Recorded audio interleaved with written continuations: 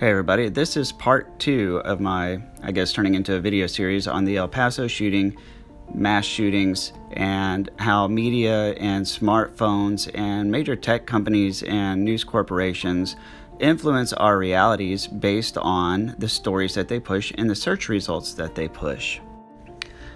As the country continues to pick up the pieces, the one place that we are not looking and not broadcasting and not discussing is the manifesto he posted online, where he clearly states his reasons, however fallacious they may be, still explains his positions, his reasons for doing what he did, instead of having a civil discourse and discussion about what the killer has openly said was his motivation.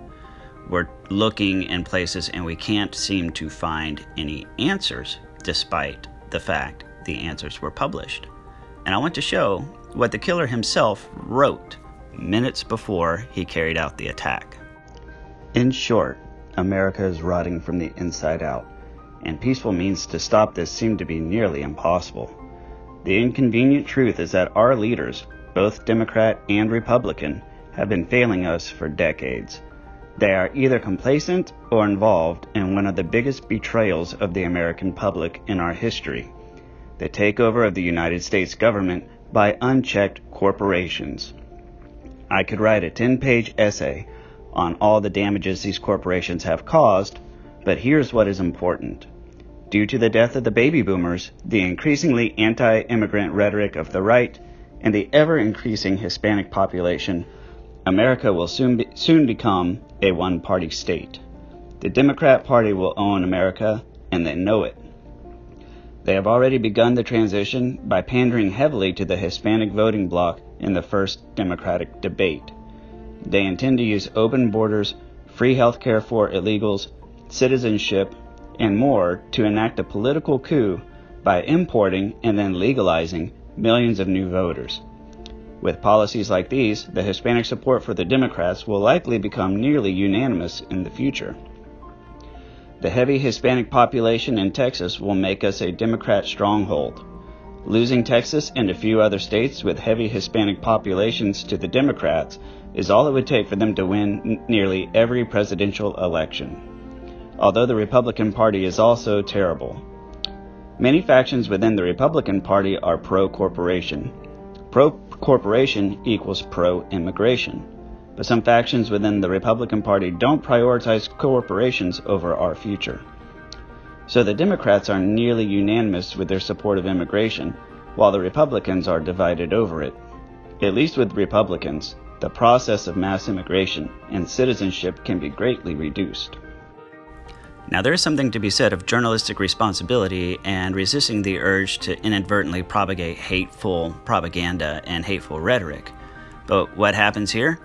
They mention absolutely nothing of what the killer wrote, and instead, you guessed it, they blame the internet.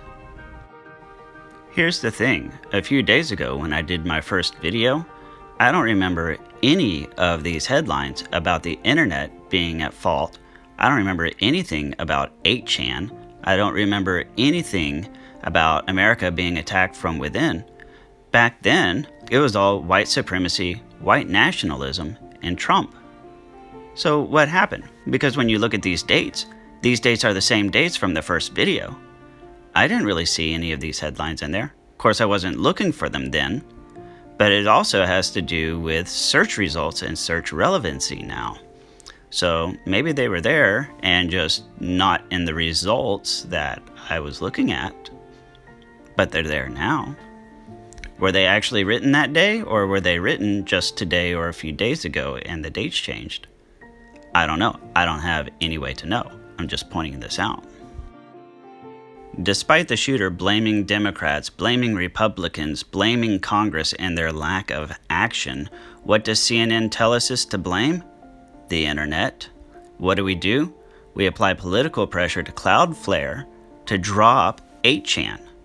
Because if we drop one website and force that website to move from one server to another server before coming back online, then obviously that does absolutely nothing to fix the problem. So why are we doing it anyways? Well, It's the laser pointer that keeps everybody distracted and takes attention off of what the killer himself said. What the true problem is behind this shooting and previous shootings and future shootings is the fact that extreme ideologies exist. They cannot be erased. They have existed for decades, for centuries, for millennia, and they will continue to exist for decades, for centuries, and for millennia. When the Nazis rose to power, their ideologies were not new ideas. Their ideologies had been around for quite some time. It was just a time in which that ideology could grow in popularity, and that's what they did. Now, decades, almost a whole century after the Nazis were defeated in World War II, what do we have? We still have Nazi ideologies. We still have neo-Nazis. The ideas do not die. The people that believe them do. But society still keeps ideas alive.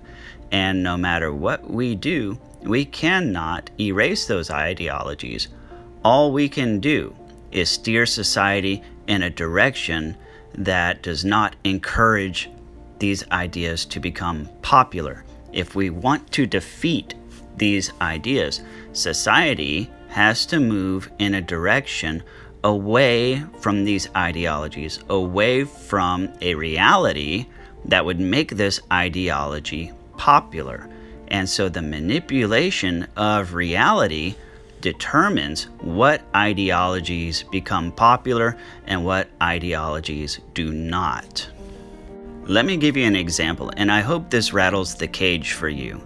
If I were to tell you, do not think about a black cat. Don't think about it. Do not imagine it.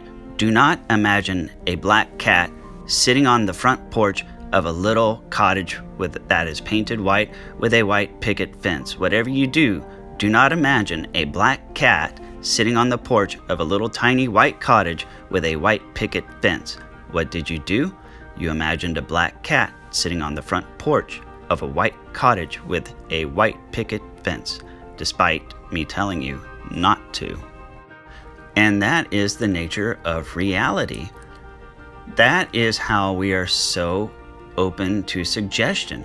That is how we are so easily manipulated. We can literally do things that we're being told not to do. In fact, this is one reason why children can be so frustrating, because when we tell children not to do something, they still have to first think about doing that action. And in the process of thinking about that action, sometimes it makes them actually want to do it. So when you tell them, do not do this thing that's actually going to bring you a pretty good charge of temporal joy, what are they going to do? They're going to think about it and get excited about it and want to do it. And then they're going to have to process, after they want to do it, then they have to process the negative of it and don't do it. So what you have to tell them, what this equates to, is you create an emotional response in your child as they formulate and imagine what it is you're telling them not to do. And after they formulate it and after they have an emotional response to it, then the negative comes in and it takes it away from them, and that breeds resistance. And that's one reason why disciplining children is so freaking aggravating, is because it seems like the more you tell children not to do something, the more they want to do it. And that is how that works. So I've shown you what the killer said. I've shown you what CNN said. And this is what really makes me sad. The fact that all of these searches through CNN that I did, and you can search this out yourself, there's really not a lot of material out there that actually discusses or questions anything that the killer wrote in his manifesto. Nobody's questioning the Democratic Party's motives. Nobody's questioning the crisis at the border. Nobody is questioning Congress's inaction on all of this. Nobody is questioning the government or their representatives or any of the factors that culminated into this event. It's all racism. It's all Trump.